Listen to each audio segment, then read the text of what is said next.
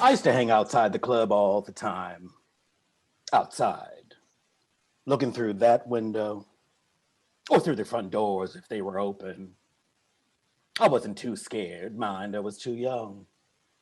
Not even 16 when I found this place. Antoine's.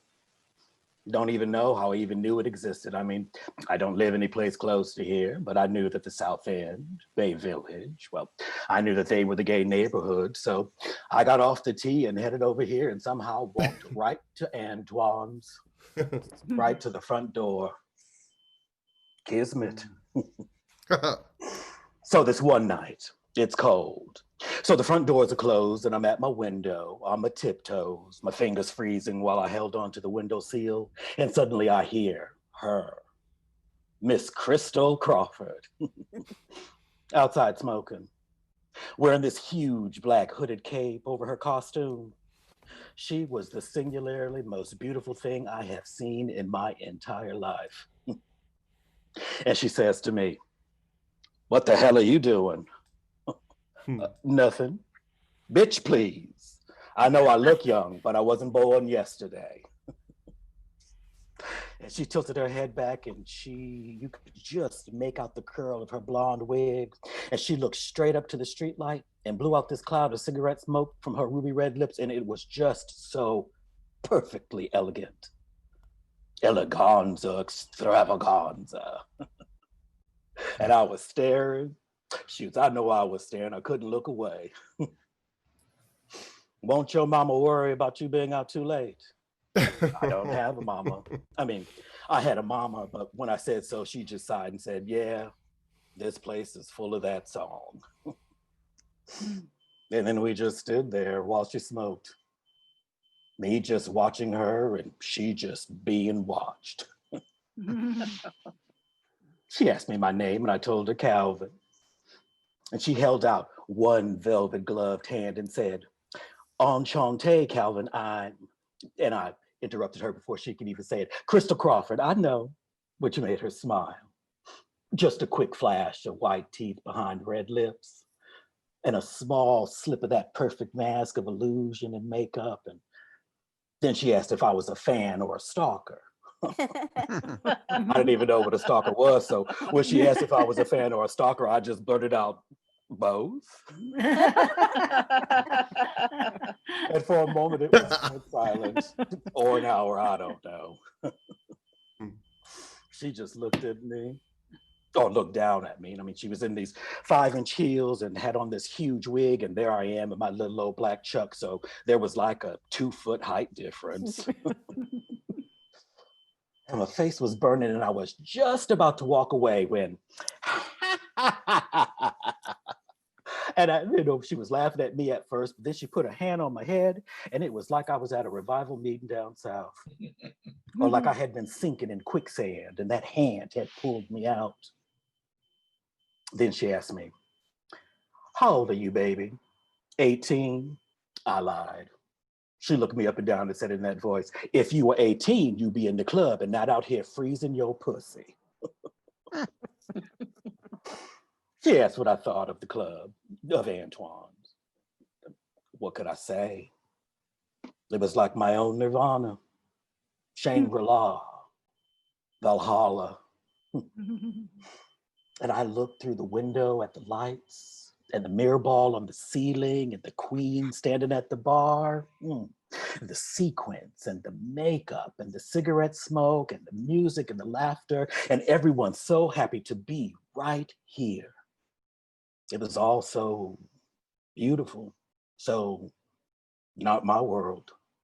And Crystal, she squeezed my shoulder and she said, "If anyone asks, you're 19, not 18. 18 is 2 on the nose." And she sat me on a stool in the corner and I felt home. I had never felt so goddamn at home in my life. And Crystal, she walked back into the club and floated right up on that stage and sang. And we watched, barely blinking, child barely breathing. Because, if we breathed too hard, we would ruin it, ruin that moment. We breathed through her. We sat so still. We all did. Honey, she had us. She was singing only to me, just for me. And right as that song hit that point where it couldn't possibly get any better or we would explode, she did something with her eyes or her voice or both, and she let us see her behind the hair and the makeup and the lights. She pulled the mask aside and showed us the real Crystal for just a second. For just a second, we saw who she really was, honey, and it wrecked me like a gay Humpty Dumpty or something. When I was about 5, I found this old Halloween mask in our neighbor's garbage. You know, them old plastic masks with the elastic band on the back and them weird little eye holes that we used to wear back then. You know, Aquaman, maybe, or G.I. Joe. And I used to wear it all the time. Drove my mama crazy. Take that damn thing off, she'd be saying all the time. But I still wore it. Because when I had that cheap piece of plastic on my face, I could finally relax. Mm-hmm. I could drop all the other masks I used to have to wear. Even at 5 years old, the mask I wore when the other kids called me names. Fairy, faggot. Or when my mama would looking at me that way, disapproving, disappointed that her son was the way he was.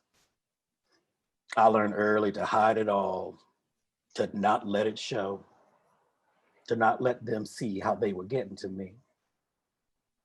But when I put on Aquaman, I could stop lying, stop pretending nothing hurt me. Hard plastic, made in China piece of shit on my face, and I could breathe, cry, rage, and no one would know. It's my lifeline, kept me alive. Disappeared one day, Aquaman. I'm sure my mama did something with it, but by that time I didn't really need it. I had learned all her lessons. Mask up and you protect yourself. The harder the mask, the less the hurt.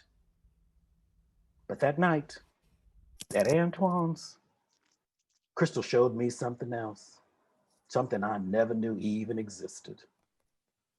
You see, the mask protects you, but the real power is behind it. Doesn't matter if it's Aquaman, makeup, or some made in China plastic or MAC foundation. The real power was in the hurt that it hid, the passion, the pain. The fuck you world, you tried your best, but I am still here and I'm looking good, motherfucker, underneath it all.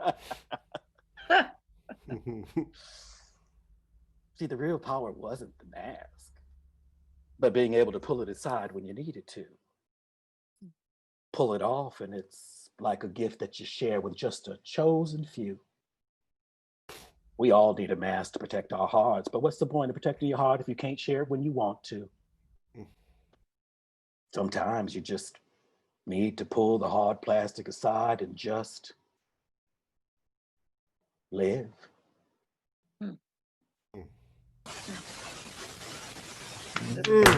Nice. Wow. Beautiful. Thank you. Wow. Roland, who wrote that? Rick Gorgeous. Park, would you, Rick Park, take a bow? Thank you. Park. Mwah. Bravo. Absolutely beautiful. Beautiful.